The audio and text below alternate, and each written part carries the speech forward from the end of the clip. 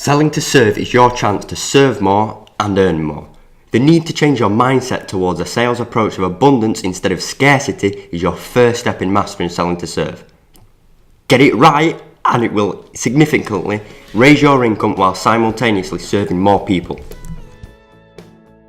You're listening to Cast Hub with Mike Midgley and Jeremiah Sarkett. Hey, and welcome to episode 5 of the Cast Hub. And today we're going to be talking all about selling to serve. And I'm super awesomely excited to be joined by the man, Jeremiah Sarkett, live from Infusionsoft in Arizona, USA. Welcome, Jeremiah. How are you doing, buddy? Great, brother. Thank you. Glad to be here, Mike. We're rocking it. Absolutely. And you're looking awesome as also. And thanks, what I brother. want to do is, for the UK audience, that's it. We got it there. Jeremiah's the only man in the world who can actually physically pull off sunglasses in the office and get away with it. So congratulations, brother, on that one. That's awesome. I'm going to talk about in the podcast, guys, a little bit more about selling to serve. And for the entrepreneurs out there in the audience, approaching sales can be somewhat of a more nervous or serious, thing to overcome. And Jeremiah today is an awesome sort of sales background. I'm going to share a bit, Jeremiah, if it's okay with the audience, about your background. And apart from having been a good goalkeeper and having safe hands, he's been with Infusionsoft circa 5 years. He's worked the UK territories as a partner manager. Jeremiah currently managing 2 territories now in the States. Yeah, I've gotten to the Northeast, a bit of the Northwest, and some of the mountain states, and a bit of California now too. Some new California partners are working with me. It's awesome. Fabulous, all good stuff there. And, looking at Jeremiah, he's a public speaker. He's developing his own brand, which is called Jeremiah Shark. And that's coming online around March, April time, end of Q1. Jeremiah, is that about right? Yeah, jeremiahshark.com.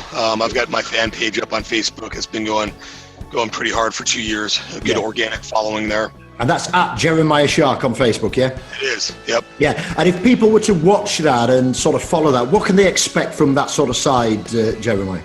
Not a ton of content weekly, but a good bit of organic content on Mondays. A video blog that I've been doing is usually an interview series or just some thoughts or some tidbits, some things that I'm working on, some challenges that I'm overcoming.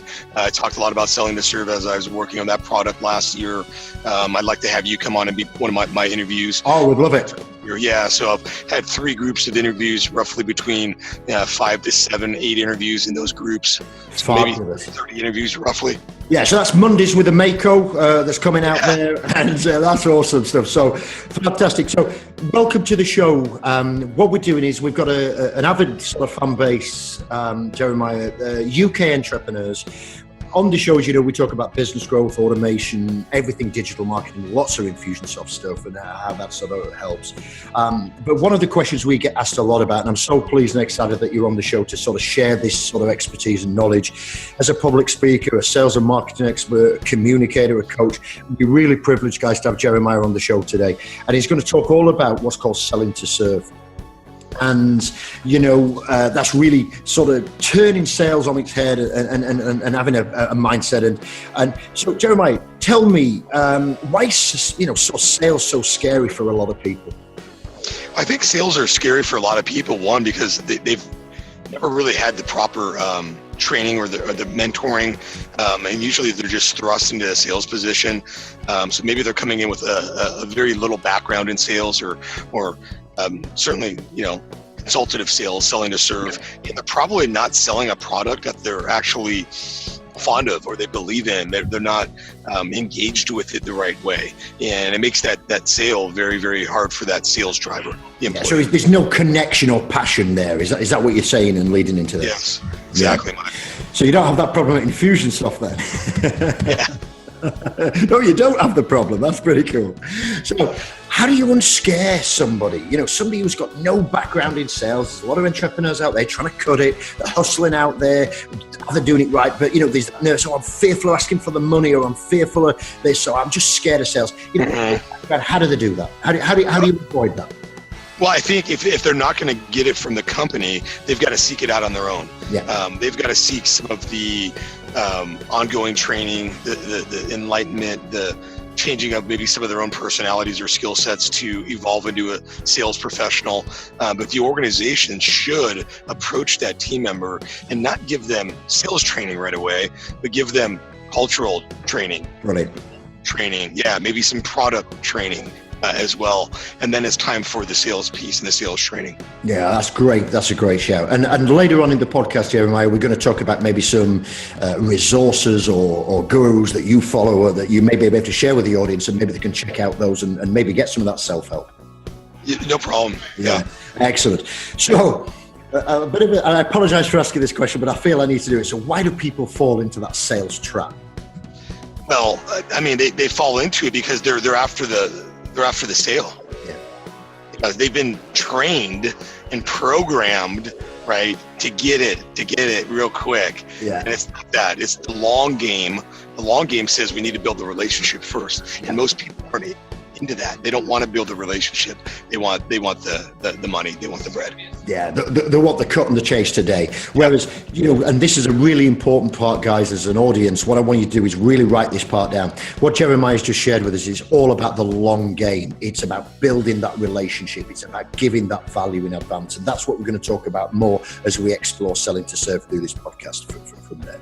So, on that, a nice little intro there, Jeremy. Tell us about selling to serve. And, obviously it's sort of selling to close versus selling to serve. So tell us a little bit more about that as a mini intro, and then we'll work through that and share that with the audience.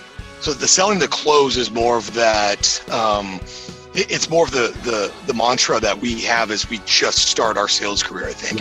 Yeah. As I look back at my career, I think, I started with the true intentions of not trying to close people, but that's what a lot of the thrust was. Yeah. Now it's much more understood.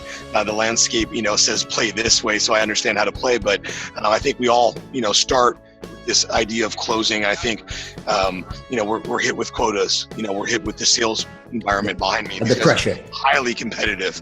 Yeah. So you're in all of this energy in a boiler cooker, if you will. So you're going to be trying to close, where again, the right step is to sell to serve. Yeah, and get that connection and build that trust up. Because, I'm not quite sure, Jeremiah, who said it, but it's people buy off people that know, like, and trust, isn't it? And it's that sort of mentality, yeah.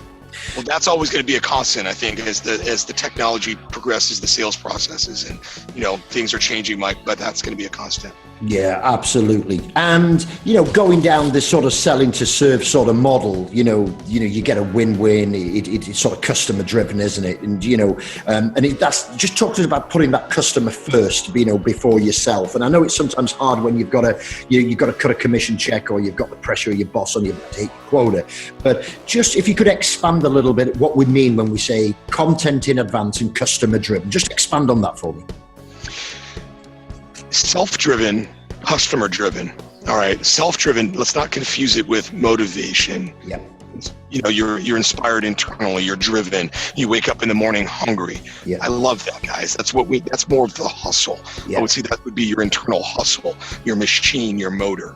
But what the shift is to put yourself second, third, fourth, or fifth. Right. So it's the customer would be number one. Yeah. Number two is probably your company or who you're serving there. Number three, right, would probably be the internal teams that you're actually supporting. And then 4 or 5 is you and your family. Because if you look at it that way, it's really easy to make the shift to be customer driven. Absolutely. Walking a mile in their shoes. Yeah, and understanding what it is so you can better position your sort of sales approach. And the customer's going to love you better for that because you're putting them first. And it's a thing that I use a lot in the UK, Jeremiah. I don't know if you quite use it in the States, but commission breath. Nice. Yeah, I don't know whether they can smell it a mile away. The commission breath's coming in. And they can. Yeah, absolutely. And the audience is getting a lot more savvy these days, aren't they? Well, no, that's just going to say, Mike, things have shifted. As technology now has changed the game. People are much more in tune. And then there's been a bunch of scam artists out there, unfortunately, that have come in the wrong way and created a really bad taste in some people's mouth. And that's good, though. People like you and I come around doing it this way. You can change that immediately. Absolutely. So, the win-win situation's there, the customer driven's there. It's about talking with them, isn't it? More than talking at them type of thing, and sort of taking their point of view in place. Nobody wants to be lectured at. Yeah. You've all gone to school. Okay? That's not what this is. It's like you want to imagine that you're having a walk in Hyde Park, perhaps, with your friend. And this could be just somebody that you just met on the phone for the consultation call. Yeah. That's where you want to be with your mindset. Yeah, just get that fit there, get it relaxed, just open it up and see how it goes. And, a lot of salespeople talk about rejection, I can't take rejection. So take it, selling to serve avoids that rejection, doesn't it? There should be no, there's no rejection sort of feeling there with a selling to serve. You're almost anticipating the rejection. Like, you know it's there. You're seasoned with rejection before, and it hasn't phased you. So it's not going to phase you this time. No, absolutely. And you're prepared for it there. And it's a numbers game. Abundance driven. And I know that you're a strong believer about this congruency and things like that. And, for the audience, again, who is maybe getting exposed to selling to serve for the first time, that abundance driven, that congruency, opening up relationships, just talk all around that a little bit for us, Jeremiah, mate. I know there's a couple of things I've thrown at you there, mate, but, that abundancy, that congruency, that, We'll start with abundance. Yeah. Because I think that's where, again, most of us were trained to come from a place of scarcity with this. Yeah. And I think that's probably the root of all of this, Mike, is why sales is hard, is because we're coming in with the scarcity mindset. Yeah. We could have maybe started there and had this whole podcast on scarcity abundance. Yeah. We can, and that's the hardest thing to do, is to get rid of the scarcity mindset. Yeah. You can say that you've gotten rid of it, but it's still there, my friends. Yeah. Is there a couple of quick tips you could give to sort of clear that? Well done. I was just getting into one. You got me. It's the gratitude journal, Michael. It was that for me this past year. It was literally taking, a journal. I don't have it with me today. I should have brought it. But a little guy like this is fine. I actually had a nice professional journal that I was writing in. Yeah, like that, Mike. Jim Rohn. We use the Jim Rohn ones. Yeah. Yeah, it's incredible, because anytime you feel like you're coming from the place of scarcity, you go right to the gratitude journal. You start documenting things that you're grateful for. Absolutely. Yeah. You're thankful for. And I went, I am thankful for, or I am grateful for. And I just started going for a few minutes. Yeah. I would leave I would leave the pen and paper there at that point, and then move back into the day to day. Yeah, and that's really important for the audience listening. If you're not currently using a journal, whilst this is slightly off topic of the podcast, there's a great couple of audio books out there from Jim Rohn, Zig Ziglar, Gold's program, How to Use a Journal side of programs. They're on Audible, they're on Amazon. You can get them in the Amazon bookstores as well. And, what Jeremiah is saying there is just sort of disconnect, come into your journal, let it go, and that gratitude, I'm grateful for this, and whether that's personal, family life, your job, your career. If you make a list of 20 things that you're actually happy about, you'd probably be able to write 30 or 40. But a lot of people, Jeremiah, they'll come to us and say, well, my job sucks, and it's this and it's that. But hey, they might be getting better than average pay. They might get better holiday entitlement, better healthcare insurance. They might get a lot of things. And when you start to list it out, you've probably got more things to be grateful for than you think you have. And that journal sort of policy and that mindset to get it out, disconnect, and then come back to it would set you up more motivated, more positive, and more thankful to sort of get out there, Jeremiah. Yeah, you're more focused on what you really can control. Yeah, because a lot of the scarcity is where what you can't control, you guys. Yeah. It's out of your hands. It's out of what you can control. Let's dominate what we can control. Absolutely, and then you leverage it out. And the congruency side, I know obviously you're a big believer in that. Well, when you're coming from abundance versus the scarcity, you're congruent. You can fit in. You're fitting into maybe a place that you might not have been able to angle into before. Yeah. And now that deal is now gone, but now it's a multi-million-dollar deal that just fell in your company's lap because you were able to fit in. Yeah, absolutely. Yeah, we want to come with congruency. Absolutely. And I just want to also talk about relationships, because we talk about customer first, we talk about putting this second. How do you get that balance? How do you open them? What's the secret to really opening up strong relationships, Jeremiah? The secret is you got to be the one that's the better listener. Yeah. So you should try to win the war of listening. That's it. When you do that, you've got you're the better friend. Yeah. So right, just hold the tape. We're all going to stop the world and we're going to get off. Jeremiah, I just want you to say that again about winning the battle. Just please say that, because audience, if you're serious about getting ahead in sales, you're serious about it. What Jeremiah is going to share with us is better than gold. It's worth 20% on your commission check every single month if you adopt this policy. Go again, Jeremiah, and just share that with him, because it's absolute dynamite. And thank you. Nobody does it, Mike. That's why it is dynamite. Yeah, you guys, it's a game changer. And what the game changer is you got to zip it and you got to listen. You've got to be the better listener. You've got to win the war of listening. Fantastic. And the outcome of that is you're going to better understand the customer. You're going to sound genuinely interested in people. You're going to be able to connect better, and that know, like, and trust thing's going to come through. And then we're going to, hopefully bring the bacon home, as we say. My thing, a little selfish on this, is I don't have to be so smart at that point. Yeah. I know exactly where to go to, guys. I don't have to make it such this thing. Awesome. That's absolutely fantastic. So a quick summary on Selling to Serve. And if you head over to blog.thesuccesshub.uk, so that's blog.thesuccesshub.uk, we'll post this podcast up there, and there's some resources up there. And we'll also put like a little infographic up called Selling to Serve. And that talks about, the win-win, the customer-driven, the abundance, the congruency, leading with energy, how to avoid rejection, all those type of things. So if you're not getting this, live on the call or on the recording, that's fine. We've got some resources over at the blog.thesuccesshub.uk. And I think a couple other things, Jeremiah, just to sort of build on what we've covered, because I think you've shared so much today, and some of the diamond pieces to help people get ahead of that. We talked earlier about following role models or some resources. If I'm just getting into sales, or I'm an entrepreneur who's responsible for bringing the sales in as a solopreneur or something like that, who would you sort of say, what books would you want to read, or what people would you want to follow, around quality, proper salespeople who are going to follow this type of model, whether that's hustlers or Selling to Serve guys, let's help the audience get some extra resources to maybe they can follow and study in their own time. Well, you mentioned a couple right off the bat, Jim and Zig, yeah. But you could put Gary Vee in there. You could put Tony in there, Tony Robbins. We've got internal figures that are just phenomenal for me. Yeah. You've met a lot of these guys, Mike, like our executive team, like Clay, and Hal, Chad, and Jeff. So I've got some internal guys. I've got some of my own network that I'm actually really, really fond of. Some people that I've met over the years that actually give me a lot. I would say they're North Stars, or North Star material, if you will. But I would say you could throw like Grant Cardone in there. He's a more known sales driver. Yeah. Frank Kern has got a good sales approach and a process to work with people. Right. And I think you guys would start there, and maybe even look at me. And I start to look at myself as more of that driver of my own.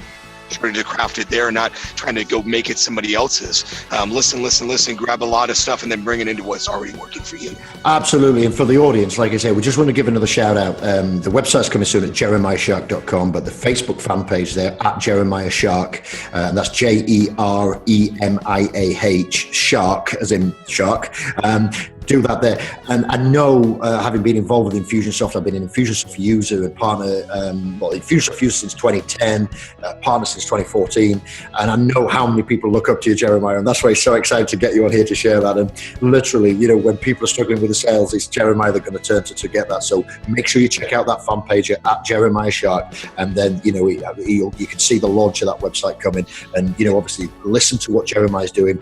Gary Vee, if you've not seen that, the social guy, the hustle guy there, there's a lot going off there. One other one I want to throw. Well, I was going to say too. Yeah, hold on, I forgot one. And I'm not going to let you take it from me because I should have forgotten him. He's at the top of my list. Skip Miller. Skip personally worked with me for a long period of time on just a couple of refining points, and it really was a game changer. Yeah. So his tools and techniques are well proven and tested, and I highly recommend him. He's got some simple, easy to follow stuff that's not going to make you change everything up. Cool. Wait, were you going to say that, Mike? Were you going to steal that? I was. You stole my awesome. thunder, Jeremiah, but I'm absolutely awesome, and I know we're on the same page. And what you've got here, I mean, for the people who know me and listen to the show, 6 years entrepreneurial career, building multi-million-dollar businesses and seven-figure exits and things like that, and that all comes out of generating revenue. And everybody here at the Success Hub goes through M3 learning, sales training. We also go through Ziegler on Command, and there's Proactive Selling, which is a book that we can get out there. And just on top of that, people like Grant Cardone and things. Is there a couple of books you could maybe comment on, Jeremiah? I haven't read a lot of his books, actually. I've actually watched more of his videos and interacted more with his blog material. I think from a book perspective, Gary Vee's book, his recent book's phenomenal. The Ask Gary Vee book, phenomenal.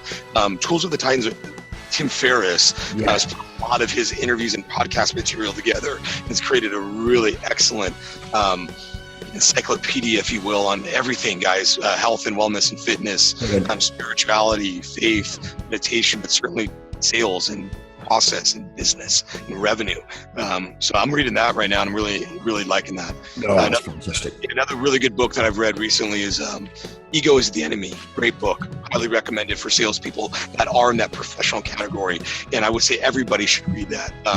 Especially an early salesperson. It's going to help humble you the right way so you can come into this craft and be an asset and not somebody that's going to be muddying the water, so to speak. Also, another really good book that I read was The Challenger Sale. That's an excellent read, and I highly recommend that. It's going to elevate all of salespeople to the next level there. No, I really appreciate you sharing those. And again, if you didn't get all of that, guys, we're going to put that and post that at blog.thesuccessor.uk. You'll be able to download all the authors, all the recommendations that Jeremiah's got.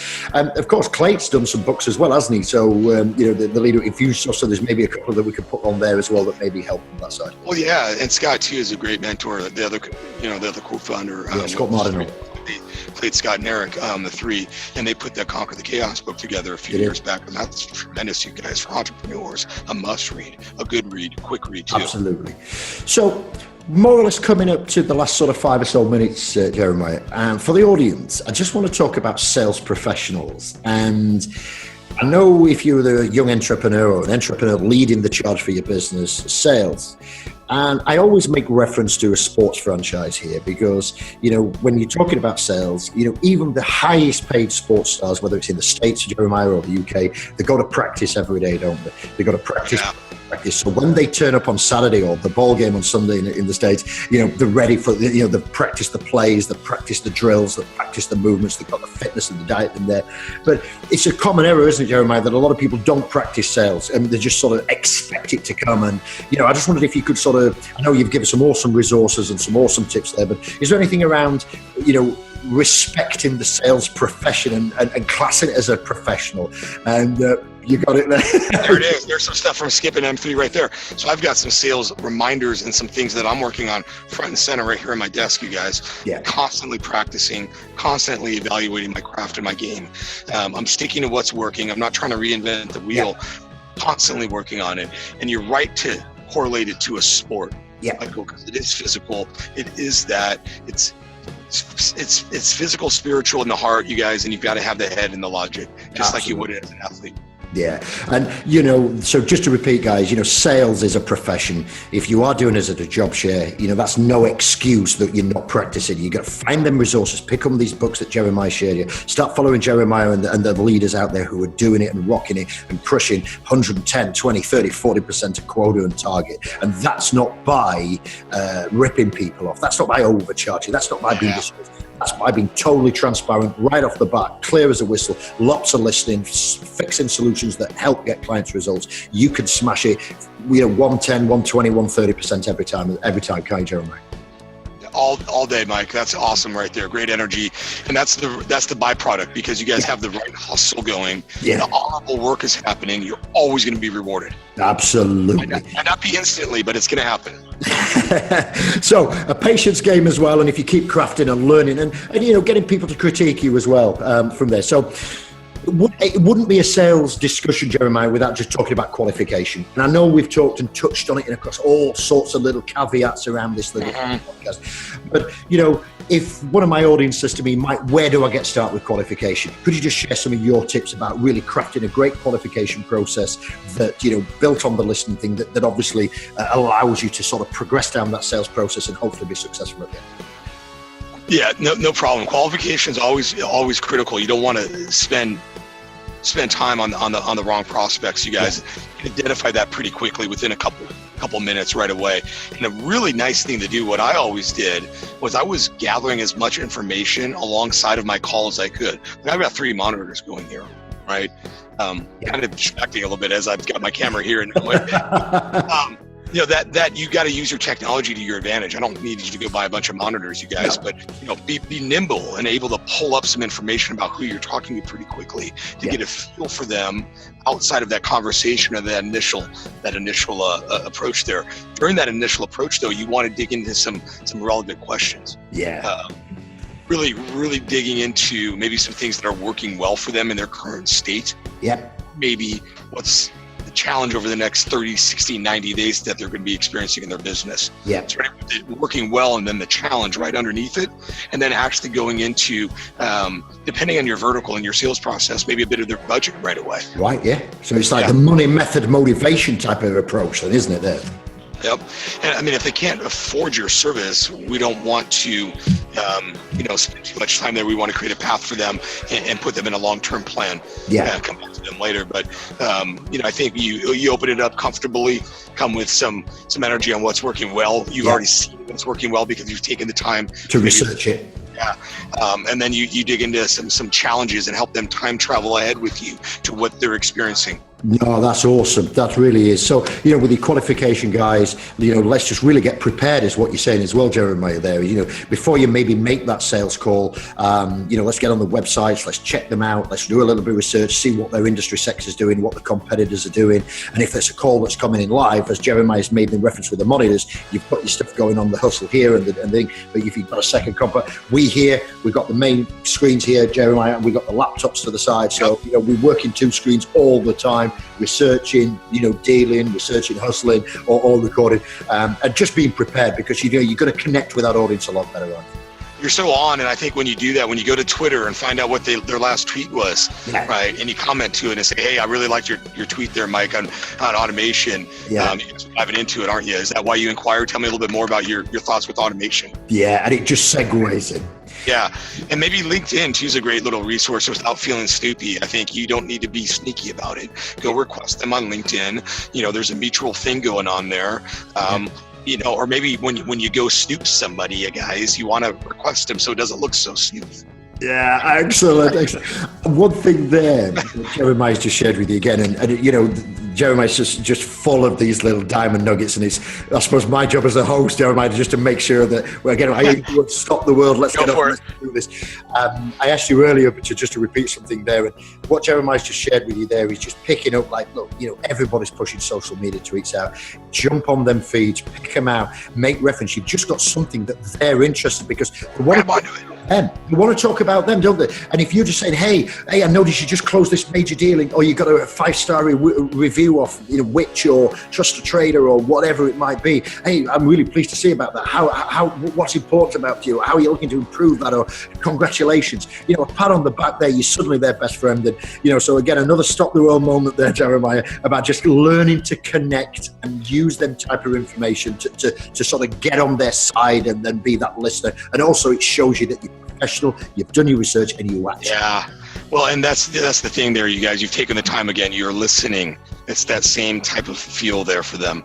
And I think when you do that too, what I was doing, what I was finding from that work, that early initial work, was I was getting a bit more passionate about their business before even talking to them, or what we could do for them, and trying to bottle that up was awesome. I needed that to come in to the energy with the sale. So what you're also doing there as well, and from what you've said there, you'll get about getting motivation and excitement for that, Jeremy, is you're actually thinking about how the product or service or solution that you provide can actually have a positive impact, because you're not going in blind saying, oh, tell me who you are, what you do. You already know a little bit about that, and you know where you can leverage your product or service, and then you can start thinking, hey, if the client says this or the prospect says this, I could come in with this, and you're already steering and directing. You're positioning now. Now you know your questions that you want to ask. You're already there. You know where you need to be listening. And when you do it that way, my goodness, you're coming from a place of abundance and not scarcity anymore, my friends. Phenomenal. Listen, I wish we could keep you for 48 hours. I'm not sure we'd keep you on there, but while with the sunglasses all over the place, let's talk about, to wrap, Jeremiah, and again, I can't thank you enough, buddy. No problem, brother. Awesome. Yeah, 3 top tips for the UK audience, selling to serve, being a better salesperson. Just give us 3 succinct tips of what you would do to sort of improve your sales right out of the box today. Get to know you and your why and your purpose for taking on that sales role. Yep. Okay. So get really good there. Number 2, find a couple mentors in your inner circle or somebody at work, and maybe without that inner circle influence outside of it, some bigger people. And then, Number 2, also take the time to work with that, study that, develop it. Age, yeah. And then number 3 would be going right back to the listening skills. Master and hone in on those listening skills, you guys. It can forever change the way that you work with people for the rest of your life, your relationships. Yeah, both personally and professionally from there. Oh, yeah. So a quick recap, guys. Jeremiah's top 3 tips to improve your sales position, really get working and get your mindset moving with selling to serve. Number 1, find your why, find your purpose, start working on you. Number 2, find the mentors, learn from the best, watch them, study them, read the books, read the biographies, practice, follow some things, but don't necessarily just copy, take it in and put it into your own style, and then learn to adapt that. And then, thirdly, practice on those listening skills. Listen, and you're going to sell more, your commission check's going to be fatter, and, you're going to start, really, really position yourself and have abundance of customers coming to sort of deal with you. So that sort of wraps up episode 5 of the Cast Up. Jeremiah Shark, the man, it's been an absolutely awesome experience. Thank you for taking the time. Don't forget to check Jeremiah out at Jeremiah Shark, and we'll post that at blog.thesuccesshub. Have an awesome week. Go and do some hustle, go and do some practice, and we'll catch up with you on the show next week. Thanks for listening. Love you, Kay. Thanks, Mike. Thanks, Jeremiah, buddy. You've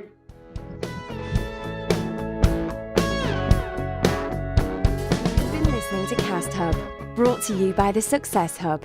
To find out more and to get the resources we have mentioned in this podcast episode, simply visit blog.thesuccesshub.uk and view the podcast section. Thanks for listening, and we look forward to catching up with you in our next episode.